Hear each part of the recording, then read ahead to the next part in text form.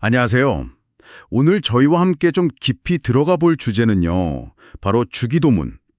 그중에서도 마지막 부분입니다. 이 기도가 참 기도의 기본 틀, 또 우선순위를 잘 보여주잖아요.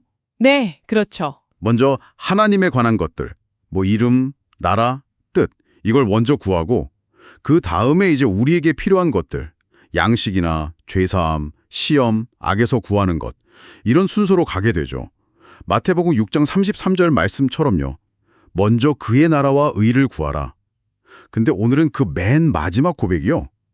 나라와 권세와 영광이 아버지께 영원히 있사옵나이다. 아멘. 이 성령이라고 하는 부분, 여기에 좀 집중해 보려고 합니다. 이게 또 흥미로운 게 가장 오래된 사본들에는 이 부분이 없다고 하더라고요. 네, 맞아요. 그게 좀 특이한 점이죠.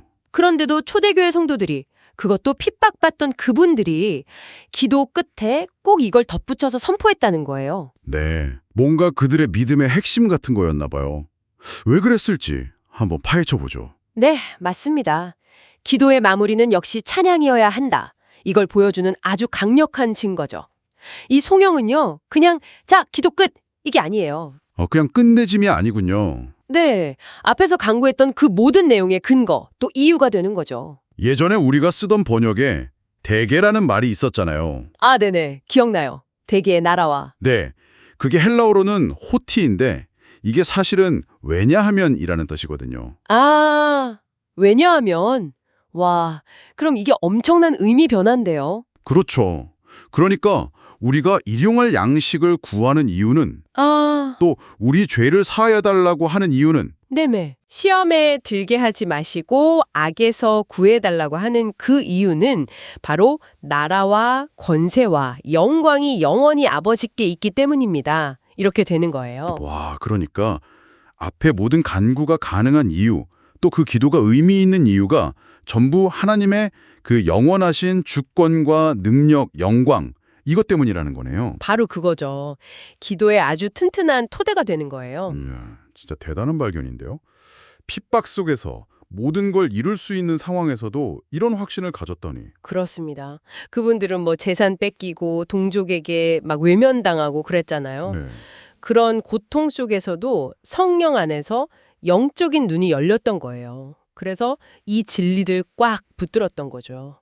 여기서 나라, 그 헬라어로는 바실레이아인데 이건 어떤 땅덩어리 개념이 아니고요. 아, 영토가 아니라 네, 하나님의 통치, 다스림, 주권을 의미합니다. 모든 다스리는 권한이 영원히 오직 하나님께만 있다. 이런 선언인 거죠. 그럼 그 다음 권세는 어떤 의미인가요? 권세는 헬라어로 듀나미스인데요. 이건 바로 능력, 그러니까 파워를 뜻해요. 능력, 파워. 네, 혹시 다이너마이트 아시죠? 네네, 알죠. 그 단어가 여기서 나왔어요. 와, 다이너마이트요? 그 정도로 강력하다는 거군요. 하나님의 능력이 세상을 막 뒤흔들고 변화시킬 만한 그런 폭발적인 힘이 있다는 뜻으로 와닿네요. 바로 그겁니다. 하나님은 그냥 우리 기도 들어주시는 사랑 많은 아버지, 거기서 그치는 게 아니라 그 기도에 응답하실 수 있는 무한한 능력, 전능함, 이걸 가지신 분이라는 믿음의 표현이에요. 그렇군요. 사랑과 능력을 다 가지신 분. 그럼 마지막, 영광. 이건 헬라어로 독사라고 하셨죠? 이건 좀 익숙한 단어 같으면서도 사실 좀 막연하게 느껴질 때도 있거든요. 네, 맞아요. 영광, 독사는 우리가 보통 생각하는 거 있잖아요. 뭐 인기나 명성 같은 거. 네. 그런 거랑은 차원이 달라요. 이건 오직 하나님께만 본질적으로 속한 것. 그분의 빛, 존귀함, 거룩함 자체를 의미해요. 아, 본질적인 거군요. 그렇죠. 그래서 우리가 기도하는 궁극적인 목적이 결국 나의 만족이나 나의 문제가 해결되는 것. 이게 아니라 하나님의 이 영광을 드러내는 것. 이게 되어야 한다는 걸 다시 한번 깨닫게 해주는 거죠. 나라, 권세, 영광. 와, 듣기만 해도 뭔가 굉장히 거창하고 어쩌면 좀 특별하게 느껴지는데요. 혹시 이런 하나님의 나라나 권세, 영광 같은 걸 꼭 기적 같은 사건에서만 경험하는 건가요? 아니면 뭐 일상에서도 느낄 수 있는 걸까요? 아, 물론이죠. 오히려 일상에서 발견하는 게 핵심입니다. 이게 중요해요. 아, 정말요? 어떻게죠? 예수님이 그 말씀하셨잖아요. 들의 백합화를 보라고. 네, 마태복음에. 네, 그 들꽃 한 송이의 아름다움, 거기서 하나님의 창조 영광을 볼 수 있다는 거죠. 솔로몬이 아무리 화려하게 입었어도 이 꽃 하나만 못했다고 하셨으니까요. 아하. 또 이런 건 어때요?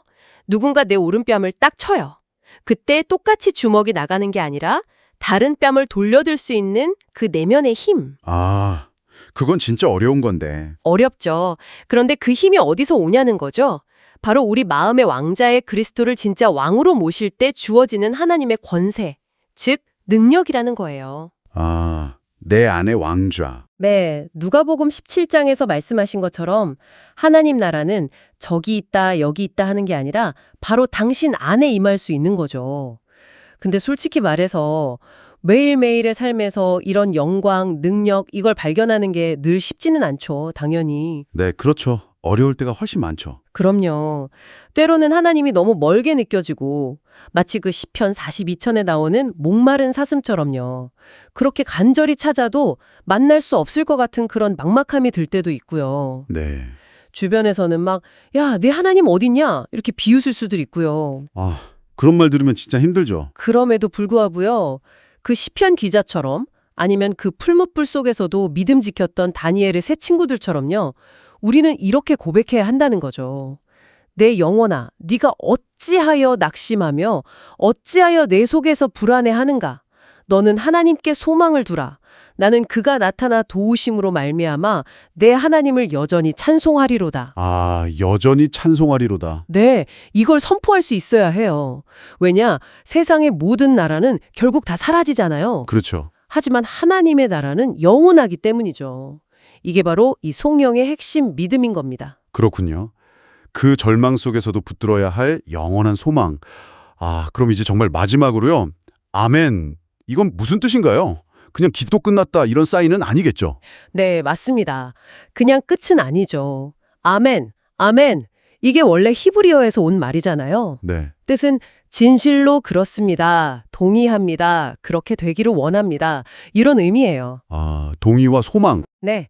그러니까 내가 기도한 모든 내용, 특히 방금 선포했던 그 하나님의 영원한 나라와 권세와 영광, 이것에 대해서 전적으로 동의합니다.